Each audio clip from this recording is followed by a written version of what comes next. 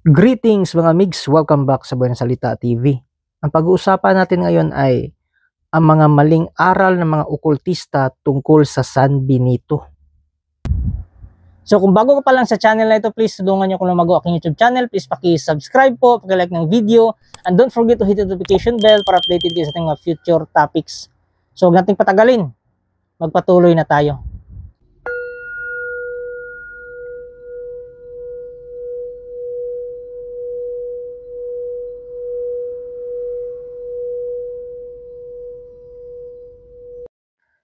Itong mga okultista mga migs ay meron silang fake news. Mali na talambuhay ni San Benito ang kanilang pinapakalat. Sabi nila, noon daw si San Benito ay isang mangkukulam. Tapos nagbago, naging alagad na ng Diyos. Madali lang yang supalpalin mga migs. It's because wala silang dokumento o mga historic evidence o mga papeles na magpapatunay sa ganyan. It's because si San Benito po ay namuhay sa ibang bansa. Dinala lang ang story ni San Benito dito sa Pilipinas ng mga praile ng Catholic Church. So paano na mas maging maalam pa ang mga Pinoy kuno sa talambuhay ni San Benito? Ginawa nila yan mga migs na mangkukulam kuno ni San Benito para lang ma-relate sa San Benito na medalyon ang Diyos na sinasamba ng mga antingero na okultista. At ang Diyos na yon ay ang infinito Diyos. Yan po ang totoo mga migs. Real talk lang. Hindi po si Kristo o si Jesus ang sinasamba ng mga okultista ang antingero, kundi ang infinito Diyos. Magsaliksik po kayo. Baka yung mga orasyon na ginagamit nyo, meron na yung pangalan ng infinito Diyos.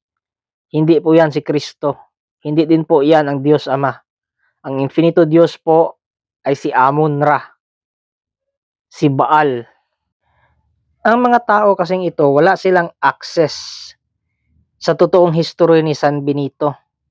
So gumagawa sila ng kwento. Kaya naging mabisa ang medalyon ng San Benito sa pangkukulam o pagsugpo ng mga mangkukulam dahil sabi nila, dati din daw mangkukulam si San Benito, which is fake news po yan. Ang totoong talambuhay po ni San Benito ay mababasa yan sa mga historical records ng mga monasteryo. Nakatala doon kung ano si San Benito dati. Nakagawa na ako ng video niyan dati, talambuhay ni San Benito. Yun ang totoo at merong historical records, may ebidensya. Hindi tulad ng mga okultistang antingero na ang kanilang history ni San Benito ay base lang sa kathang isip. Pag hiningan mo ng patunay kung saan galing yung mga informasyon na yon, wala silang maibigay. It's because kasinungalingan lang. So, ganyan ba ang alagad ng Diyos? Nagsisinungaling? Si San Benito ay bago siya naging abot, hindi nga alam ng mga okultistang to anong ibig sabihin ng abot. Hayaan natin sila. Magkakagulo na naman yan. Baka yung abot gagawan nila ng basag. So, bago siya naging abot mga migs, dati siyang laking syudad sa Norcia. Baka hindi alam ng mga bugok na yan na taga Norcia si San Benito. Saksi siya sa mga kahalayan doon sa syudad. At naging deboto siya kay Hesukristo. Malaki ang kanyang paghanga at respeto doon. Kaya iniiwasan niya ang pagkakaroon ng kasalanan. Kaya siya ay nag-decide na mamuhay sa isang kuweba. Yan po yung totoo. Pero sa kwento ng mga ugok na okultistang antingero, so dati daw mangkukulam si San Benito na nakatira sa kuweba. Kabubuhan po yan. Ipakita nyo yung mga dokumento nyo. Kasi yung kwento ng talambuhay ni San Benito na legit, meron yung dokumento.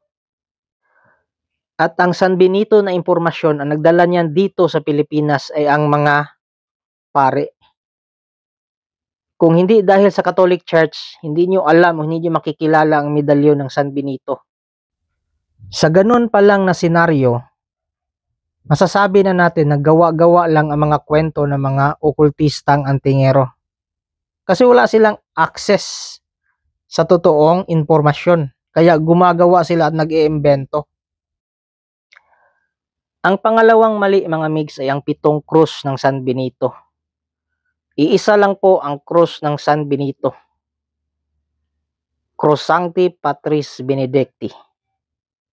Crus Sancti Pater Benedicti. Pater at Patris, same meaning po yan. Depende sa sentence kung saan mo gagamitin. Yung 7 krus ng San Benito mga migs na ginagamit ng mga okultistang antingero, galing po yan sa libro ni Melencio Sabino. Ang original niyan ay 4 na krus, north, south, east, west, na pangkaligtasan kuno. At hindi rin si San Benito ang dinadasalan doon, kundi ang Infinito Diyos na naman. So sinisingit na naman nila ang kanilang Diyos na Infinito. Ang totoo mga migs, kaya naging 7 yan, dinagdagan lang nila kasi gusto nilang gayahin ang 7 days of creation. So dinagdagan nila yung 4 na krus na mula sa libro ni Melencio Sabino na karunungan ng Diyos, dinagdagan nila ng 3, kaya naging 7 krus siya ng San Benito. Pero kung tutuusin nyo mga migs, ano pa ang silbi nun? Hindi naman si San Benito ang pinapatungkulan dun. Kasi itong si Infinito Diyos mga migs, nanggagaya ito sa Katoliko. Isa itong masamang espiritu na gusto niyang gayahin ang simbahan. Alam mo ba sa history nila mga migs na mas mataas pa daw siya sa Ama.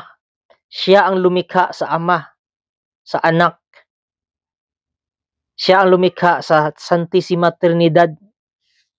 Ganyan kaloko-loko yung Diyos nila mga migs. Mas mataas pa siya kay Kristo. Yan po ay paglapastangan. So kung gagamit kayo ng 7 krus ng San Benito, hindi na yan aral ng simbahan o ng Kristiyano. Aral na yan ng demonyo. Aral na yan ng mga okultistang Pilipino.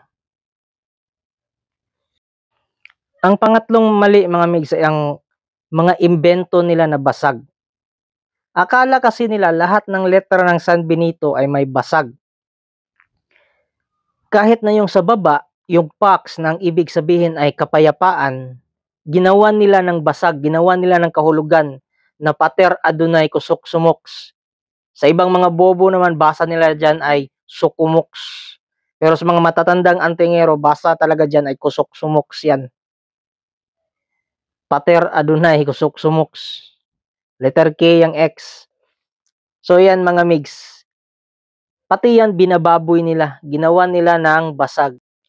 Yung letter P, sabi nila Pater. Tapos yung letter A, Adonai. Yung letter X, so wala na silang maisip. So nag-imbento sila ng salita. At ang salita na yan na pwedeng sakyan ng demonyo para gumana. At sino naman ang dinadasalan ng mga okultistang antingero na yan? Sino ang Diyos nila? Siyempre, yung demonyo na Infinito Diyos. Kaya dyan yan sasakay. Kaya mag-ingat kayo. Kaya nga letter X parang cross na ginawang tagilid. Mula sa cross, tinagilid, naging X. Kaya mag-ingat kayo mga migs. Baka X na yung mga paniniwala nyo. Nililinlang na kayo ng mga demonyo. Ang Pax po, ibig sabihin ay kapayapaan. Kasi yung mga matatanda dati, hindi nila alam, hindi sila maalam sa Latin. Kaya ginagawa nila ng meaning. Akala nila lahat ng mga letra ay may kahulugan o nakatagong salita. So, pati Pax, hindi nila alam yung meaning, kaya ginawa nila ng basag. Pati yung sa baba, yung Roman numerals na 18th century, yung may taon.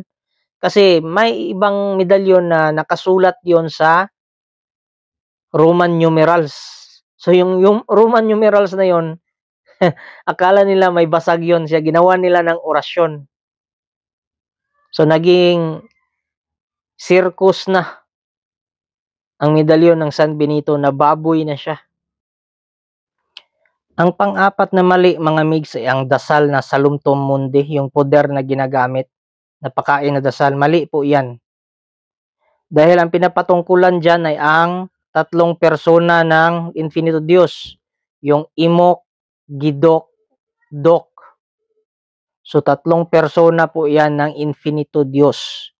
Hindi na po si San Benito ang pinapatungkulan dyan. Kaya mag-ingat kayo sa dasal na Salumtum Mundi. Kaya hindi yan galing sa simbahan. Ang pinapatungkulan dyan, ang dinadasalan nyo dyan ay hindi si Kristo, hindi rin ang God the Father, hindi rin si San Benito, kundi yung si Imok, Gidok, Dok. Siya ang tatlong persona ng Infinito Diyos. So itong Infinito Diyos na ito, ginagaya pati yung tatlong persona na konsepto ng simbahang Katoliko.